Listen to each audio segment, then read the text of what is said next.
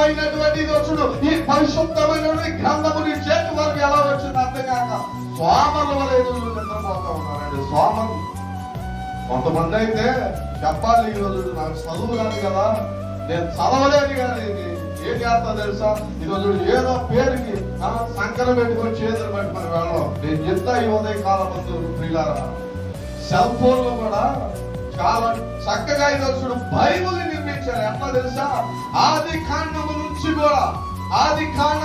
కూడా ఎట్లా చెప్పారంటే ఒక ఆడియో టైప్ లో రిలీజ్ చేశారు. ఎట్లా అంటే ఆది కాండము నుంచి ఈరోజు నువ్వు ప్లే చేసుకుంటూ వెళ్తే ఈరోజు వాక్యం ఏదో చూడు ఇతరులు చదివేటువంటి రీతి ఆడియో క్రియేట్ చేశారు.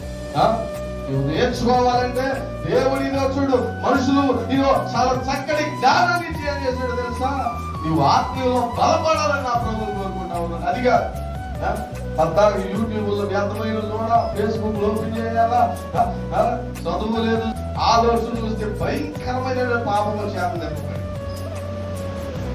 ఒకవేళ ఈరోజు నువ్వు చదవలేటువంటి వ్యక్తిగానే ఉన్నావేమో ఈ ఉదయ కాలం, బైబుల్ అర్థం చేసుకోలేని వ్యక్తి ఒకవేళ నీవు ఉన్నావేమో, నీవు వాడుతున్నటువంటి సెల్ ఫోన్ లో చాలా చక్కగా ఆడియో రికార్డింగ్ దేవుడి ఈరోజు ఒక గొప్ప విలువైనటువంటి సంగతిని ఎదురు పెట్టాడు. లేదా దేవుడి వాక్యాన్ని విను.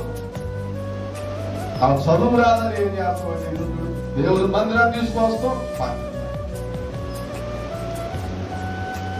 చదువు వచ్చినటువంటి వారు ఉన్నారు, దైవ వాక్యాన్ని చదువుతున్నారంటే వారు బిజీ లైఫ్ అయిపోయింది. వారి ఇష్టం చదువుతా లేకపోతే లేదు. ఎప్పుడు ఈరోజు దైవ సన్నిధిని అంటాం, చెప్పుకుంటే వాడే చెప్పుకుంటాడు. ఎవరు ఉన్నాడు సేవకుడు పనివాడు ఉన్నాడు కదా, చెప్పుకుంటాడు, ఇక తీయమంటే తీయడు, లేకపోతే మోతేడు.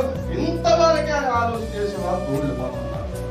ఈ బిజీ లైఫ్ ఎంతైనా సరే దేవుని వాక్యాన్ని చదవడానికి ప్రయత్నం చేయండి.